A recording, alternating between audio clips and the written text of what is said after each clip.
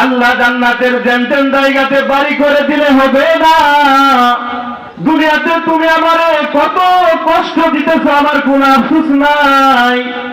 তবে আখিরাতে জান্নাতে যাওয়ার পরে তোমার পাশে যদি আমার বাড়ির ব্যবস্থা করে দাও, তাহলে দুনিয়ার জিন্দেগির এই শাস্তি, এই কষ্ট সম্পর্কে আমার কোনো অভিযোগ নাই। আল্লাহু আকবার। মুসলমান ভাইরা রে আমার, জবান থেকে কালিমা উচ্চারণ করার অপরাধে কত মানুষকে হত্যা করা হয়েছে। বর্তমান পৃথিবীতে অনেক অঞ্চলে সামান্য গরুর গোশত যদি প্রকাশ্যে খায়, তাহলে একদল হিংস্র মানুষের নির্যাতনের শিকার হয়, শহীদ হতে হয়। এমন নজির পৃথিবীতে আছে না না? সেখানে আমরা যাদার আল্লাহর নিয়ামত ভোগ করতেছি, গরুর গোশত খাইতেছি, নামাজ পড়তেছি, রোজা রাখতেছি, কেউ কোনো সময় বাধা দেয় না। বাধা তো দেয় না, আমরা যেন ঠিক মতো নামাজ আদায় করতে পারি, আমরা যেন ঠিক মতো রোজা রাখতে পারি। সেই জন্য আমাদেরকে উদ্বুদ্ধ করার জন্য বিভিন্ন ওয়াজের আয়োজন হয়। তাবলীগের লোকেরা আসে দাওয়াত দেওয়ার জন্য, বিভিন্ন পীর মুরিদরা আসে আমাদেরকে দাওয়াত দেওয়ার জন্য।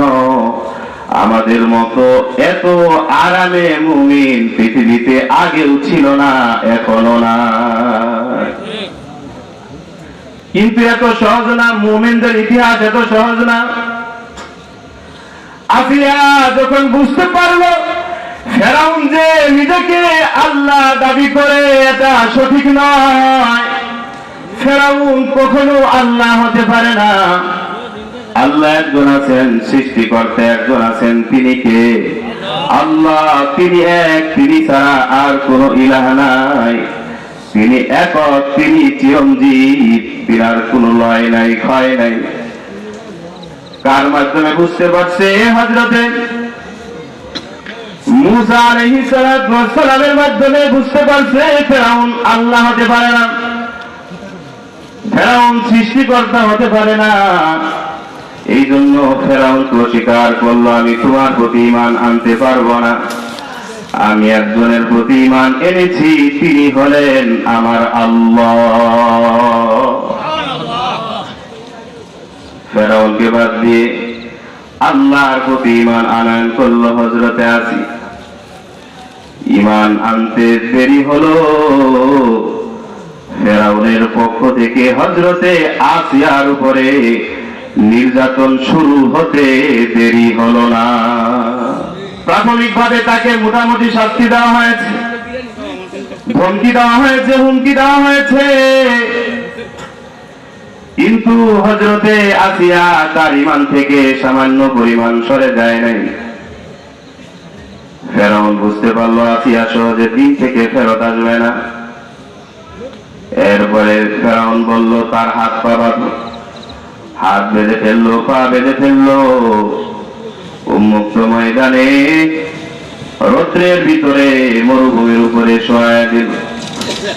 এত শাস্তি দেওয়ার পরেও হযরতে আসিয়ার জবান থেকে কালিমায়ে তাওহীদের উচ্চারণ বন্ধ হয় না।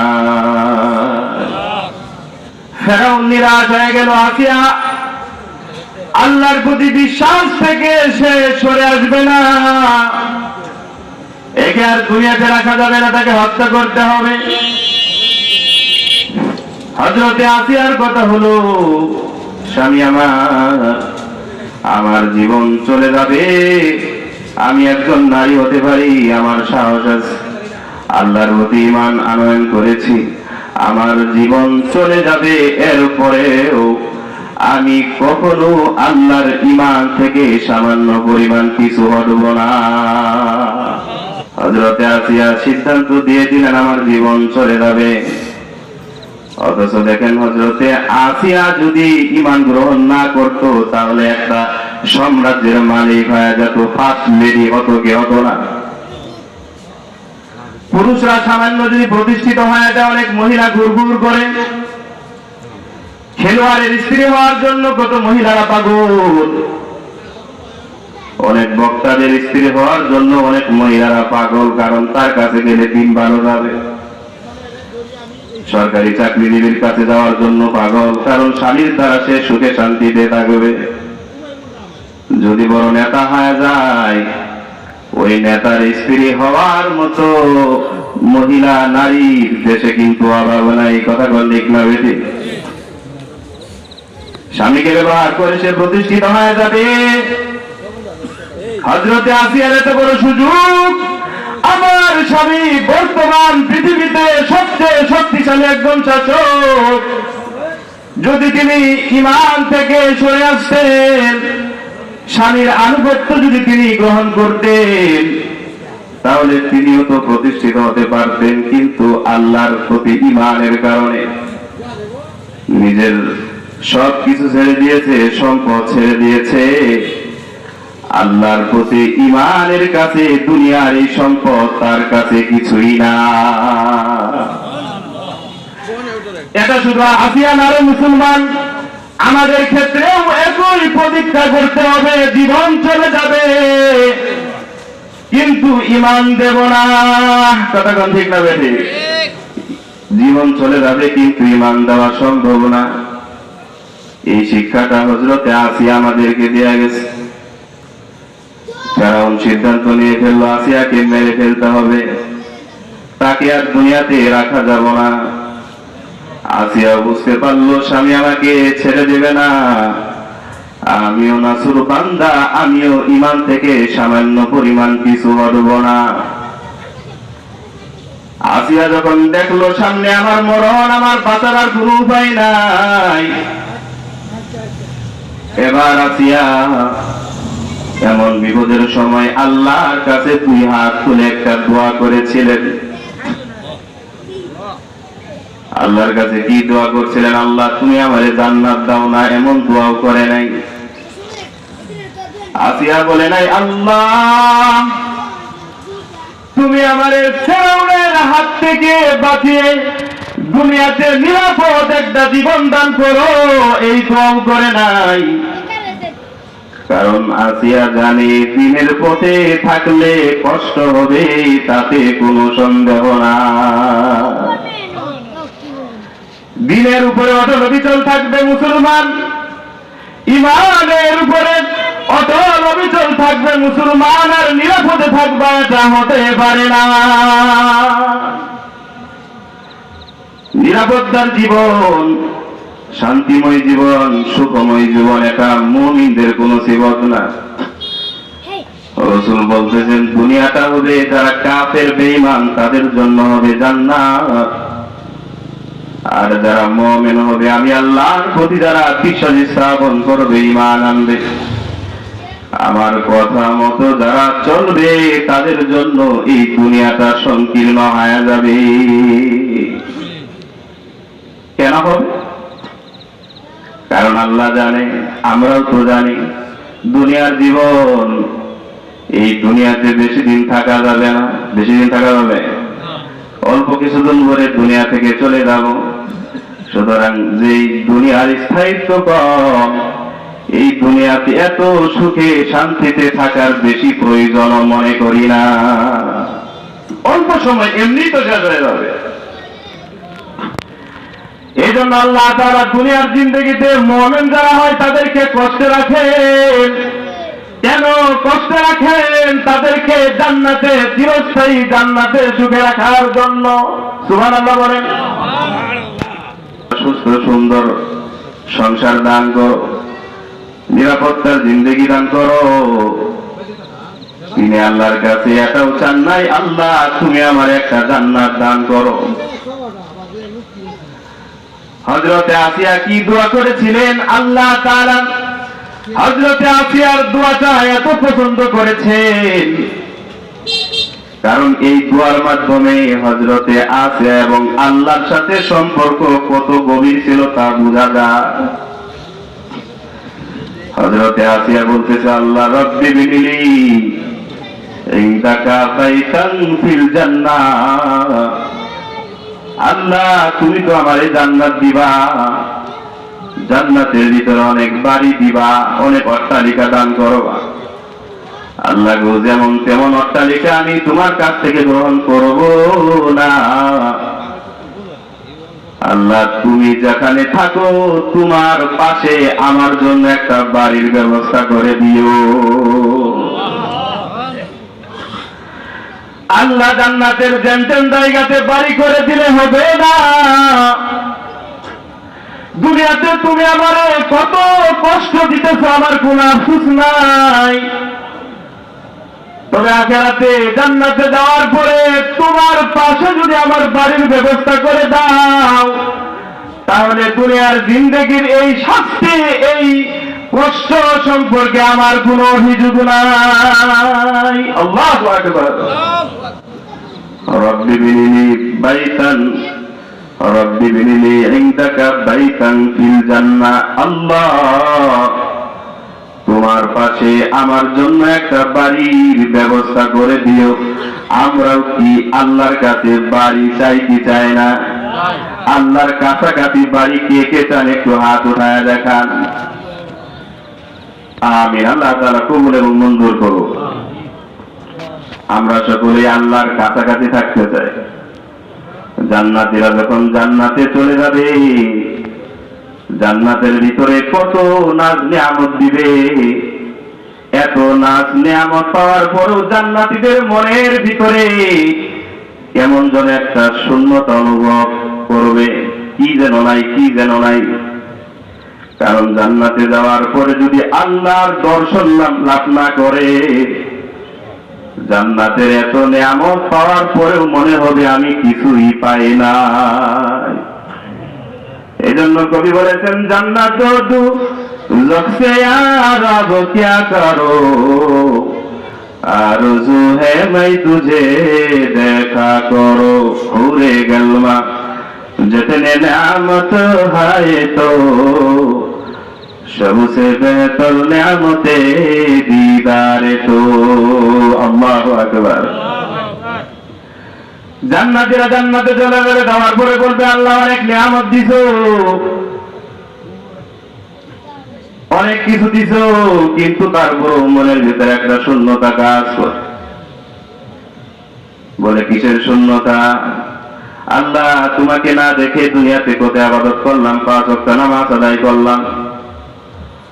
তোমাকে না দেখেও তোমার বিধান মতো তুমি নির্দেশ দিয়েছো হজ করার জন্য হজ করলাম। আল্লাহ, তোমাকে দেখি নাই, তুমি নির্দেশ দিয়েছ দীর্ঘ 1 মাস পর্যন্ত না খেয়ে থাকার। গরমের ভিতরে এত কষ্ট করে না খেয়ে দিন কাটিয়ে দিলাম। দুনিয়াতেও তোমাকে দেখতে পারি নাই, আখিরাতে তোমার দর্শনটা মিস করতে চাই না। সুবহানাল্লাহ। আল্লাহ, তুমি আমাদেরকে দেখা দাও। আল্লাহ রাসূল সাল্লাল্লাহু আলাইহি ওয়াসাল্লামকে বলা হলো, ইয়া রাসূলুল্লাহ, জান্নাতে কি আমরা আল্লাহকে দেখতে পারবো নি?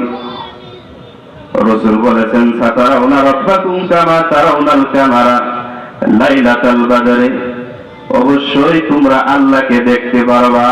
সুবহানাল্লাহ। জান্নাতীদের মনের ভিতরে শূন্যতা কাজ করেছে, মনের ভিতরে কেমন যেন শূন্যতা। আল্লাহর দর্শন লাভের সঙ্গে সঙ্গে সেই শূন্যতা কেটে যাবে। আল্লাহকে কেমন দেখা যাবে?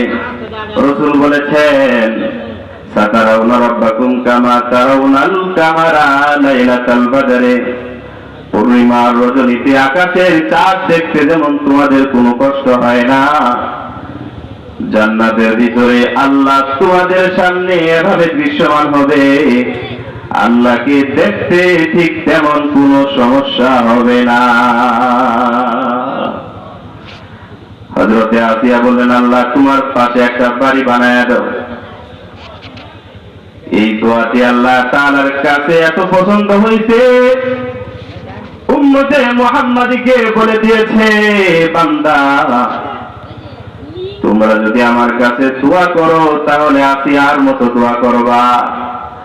আসিয়া যেমন আমার পাশে বাড়ি চাইছে, তোমরাও আমার পাশে বাড়ি চাইবা, আমি তোমাদেরকে আমার পাশে বাড়ি দান করব।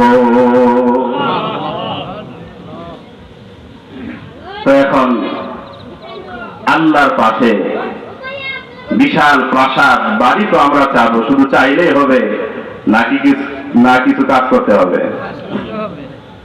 আল্লাহ বলছে তুমি আমার কাছে বাড়ি চাও, বাড়ি চাওয়ার পাশাপাশি কয়েকটি কাজ করবা, আমি তোমাকে বাড়ির ব্যবস্থা করে দেব। বেশি না, অল্প কিছু কাজ করবা।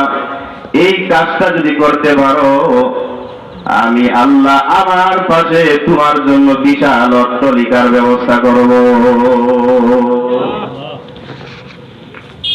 তার মধ্যে ছোট্ট কিছু কাজের কথা আমি বলবো, যেহেতু রাত অনেক হয়ে যাচ্ছে, আলোচনা দীর্ঘ করব না। আমার পরে আরো মেহমান আছে, তবে আলোচনা কি শুনবেন আপনারা? যদি আমি দীর্ঘ সময় আলোচনা করি, কথা বলেন না কেন, শুনবেন? মুসলমান ভাইরা আমার শুধু চাইলে হবে না, কিছু কাজ করতে হবে। ছোট্ট কিছু কাজের কথা আমি বলবো, যে কাজগুলো করলে আল্লাহর পাশে বাড়ি পাওয়া যাবে। তার মধ্যে একটি কাজ হলো সূরা ইখলাস। নাম শুনছেন কে কে? কুল হুয়াল্লাহ সূরা পারেননি? সবাই পারেন? আমার সাথে বলেন, কুল হুয়াল্লাহু আহাদ আল্লাহুস সামাদ লাম ইয়ালিদ ওয়া লাম ইউলাদ ওয়া লাম ইয়াকুল লাহু কুফুয়ান আহাদ। রাসূল বলেছেন, মান ক্বারা কুল হুয়াল্লাহু আহাদ 10 মাররাত বানাল্লাহু লাহু কাসরান ফিল জান্নাহ। দিনে কিংবা রাতে আমার উম্মতের কেউ যদি 10 বার সূরা ইখলাস পাঠ করে, আল্লাহ তাআলা জান্নাতে তার জন্য বিশাল একটা প্রাসাদ বানায়া দিবে। ওয়ামান কারাহা 20 মাররা। উম্মত, যদি তুমি দিনে কিংবা রাতে 20 বার কুল হুয়াল্লাহ যদি পড়তে পারো, সূরা ইখলাস যদি পড়তে পারো, বানাল্লাহু লাহু কাসরাইন ফিল জান্নাহ। একটা না, আল্লাহ তাআলা তোমাদের জন্য জান্নাতে 2টা প্রাসাদের ব্যবস্থা করে দেবে। ওয়ামান কারাহা 30 মাররা বানাল্লাহু লাহু সালাসাতা কুসুরিন ফিল জান্নাহ। আর যে ব্যক্তি দিনে কিংবা রাতে 30 বার সূরা ইখলাস তেলাওয়াত করবে, আল্লাহ জান্নাতে 3টা প্রাসাদ তার জন্য নির্মাণ করে দেবে। এই জন্য এই সূরা বুঝা, এই সূরাটি পড়ার দরকার আছে না নাই? এই সূরার প্রতি করেন নামাজের ইমামতি যখন করেন, প্রত্যেক রাকাতে সূরা ইখলাস তেলাওয়াত করে। প্রথম রাকাতেও সূরা ইখলাস পড়ে, দ্বিতীয় রাকাতেও সূরা ইখলাস তেলাওয়াত করে, সব নামাজে সূরা ইখলাস তেলাওয়াত করে। অন্য যে কোনো সূরা মিলানোর পরে পাশাপাশি সূরা ইখলাস তেলাওয়াত করে মুসল্লিরা বিরক্ত।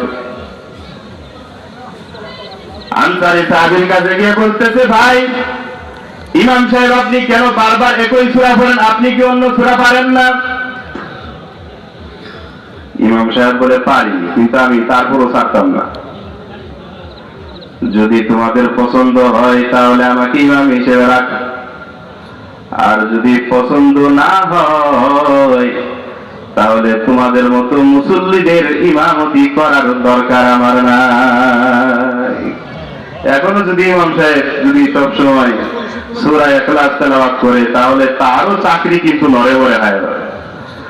কারণ অনেক মুসল্লি আছে, নিজেরা সূরা না পড়তে পারলেও ইমাম সাহেব বড় সূরা পড়ে নাকি ছোট সূরা পড়ে সেটা তারা আন্দাজ করে। একই সূরা বারবার পড়লে অভিযোগ করে, বিরাট মুসল্লি। এই জন্য অনেক মুসল্লিদের ভয়ে ছোট কেরাত পড়তে কি লাগে? ভয় লাগে, না জানি চাকরি চলে যায়।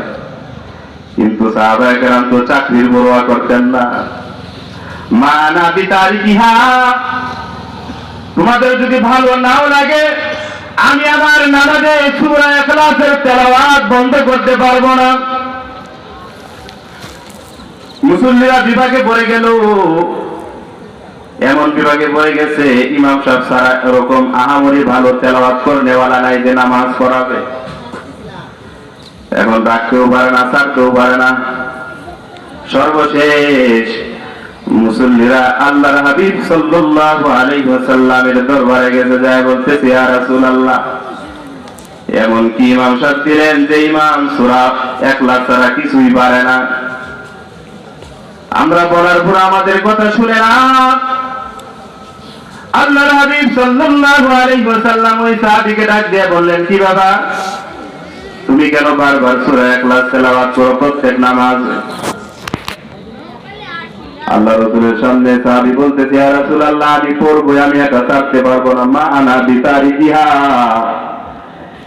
এই সূরা আমার পক্ষে ছাড়া সম্ভব না। রাসূল বললে, কেন, এই সূরার প্রতি তোমার কি এমন আবেগ আছে? সাহাবী বলতেছে, ইয়া রাসূলুল্লাহ, এই সূরার প্রতি আমার বিশেষ একটা ভালোবাসা আছে, মহব্বত আছে। এই সূরার প্রতি আমার একটা বিশাল টান আছে, কারণ এই সূরাতে আল্লাহর জাত নিয়ে আলোচনা করা হয়েছে। সুবহানাল্লাহ। ইয়া রাসূলুল্লাহ, আমি এই সূরাটি তেলাওয়াত করি, এটা আমার এই সূরার প্রতি আবেগ ভালোবাসার কারণে। এই সূরা ছাড়া যদি আমি নামাজ পড়ি আমার প্রশান্তি জাগে না। আল্লাহর রাসূল তার এই আবেগ শুনে অভিভূত হয়ে গেলেন। আল্লাহর রাসূল বললেন, সমস্যা নাই, তুমি যেহেতু এই সূরাকে ভালোবাসো, তবে তুমি মনে রাখো, হুব্বুকা ইয়াহা আদখালাকাল জান্নাহ। ও আমার সাহাবী, তুমি যেহেতু সূরা ইখলাসের প্রতি ভালোবাসা পোষণ করেছো, এই সূরার প্রতি তোমার আলাদা যেহেতু আবেগ আর ভালোবাসা আছে, মনে রাখবা সাহাবী, এই সূরার প্রতি আলাদা ভালোবাসা তোমাকে আল্লাহর জান্নাতে পৌঁছাইয়া দিবে। এজন্য জান্নাতে যদি আমরা বাড়ি বানাইতে চাই, তাহলে একটা সহজ আমল দিলাম। আমলটা কি? সূরা ইখলাস দৈনন্দিন কয়বার পড়বো আমরা? 10 বার যদি আমরা তেলাওয়াত করতে পারি, আল্লাহ তাআলা জান্নাতে আমাদের জন্য বাড়ি বানায়া দিবে। জান্নাতে বাড়ি বানানোর আরেকটি সহজ আমল হলো 5 ওয়াক্ত নামাজ আমরা আদায় করি। আমরা যারা 5 ওয়াক্ত নামাজ আদায় করি, প্রত্যেক নামাজের আগে সুন্নত আছে না নাই? কথা গন্নাকেরা আছে না নাই? জোহরের আগে 4 রাকাত সুন্নত, পরে 2 রাকাত। আসরের আগে ওরকম সুন্নতে মুআক্কাদা নাই। মাগরিবের পরের কয় রাকাত? 2 রাকাত সুন্নত আছে। এশার পরেও 2 রাকাত সুন্নত আছে। আল্লাহর হাবিব সাল্লাল্লাহু আলাইহি ওয়াসাল্লাম বলেছেন, আমার কোন উম্মত যদি 5 ওয়াক্ত না ফরজ নামাজের আগে পরে যে সুন্নত নফল নামাজগুলো আছে, এই নামাজগুলো যদি গুরুত্ব সহকারে আদায় করে, আল্লাহ তাআলা তার জন্য জান্নাতের ভিতরে বিশাল একটা বালাখানা বানায়া দিবে। এজন্য জুমার নামাজ পড়ার পরে দৌড় দিব নাকি? কি একটা সমস্যা! জুমার নামাজের পরে মুনাজাতের পরে আর মুসল্লি করে পাওয়া যায় না। যদি জিলাপি থাকে তাহলে কিছু মুসল্লি থাকে। জিলাপি সিন্নির প্রচলন আছে, ফরজ নামাজের পরে মুসল্লির সংখ্যা কমে যাচ্ছে। এগুলাকে অবহেলা করা যাবে না। এই সুন্নতের প্রতি আমাদের গুরুত্ব থাকতে হবে, নফলের প্রতি গুরুত্ব রাখতে হবে। নফলের প্রতি যখন আমার গুরুত্ব কমে যাবে, এক সময় আমার সুন্নতের প্রতি গুরুত্ব কমে যাবে। সুন্নতের প্রতি যখন আমার গুরুত্ব কমে যাবে, সুন্নত যখন আমার মাঝে মধ্যে ছুটে যাবে, তখন আমার দ্বারা ফরজও ছুটে যাওয়ার সম্ভাবনা আছে না নাই? আছে। আর যখন আমি ফরজ নামাজ ত্যাগ করাটাকে অভ্যাসে পরিণত করব, মাঝে মধ্যে আমার জুমার নামাজও মিস হবে। মাঝে মধ্যে কি হবে? জুমার নামাজও মিস হবে। আর যে ব্যক্তির মাঝে মধ্যে জুমার নামাজও মিস হয়, সে বছরে 2টা নামাজ, ঈদের নামাজও মিস করবে। ঈদের নামাজ মিস করার মতো এরকম সৌভাগ্যবান মুসল্লি আমাদের দেশে আছে না নাই? আছে। খোঁজ নিয়ে